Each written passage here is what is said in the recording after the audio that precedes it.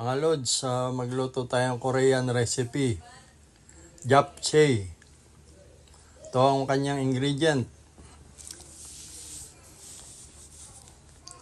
Magisa tayo ng bawang, sibuyas. Haluin lang natin para lumabas ang aroma, ang bango.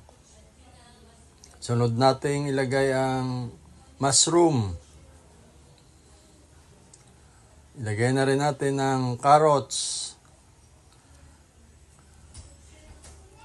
Haluin natin mga lods. Medyo luto na. Sunod na natin ang dahon ng kangkong. Ayan siya mga lods.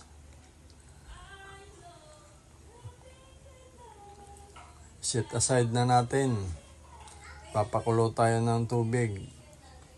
Ilagyan natin ng ayan, set aside. Lagay na natin ang japchae noodles.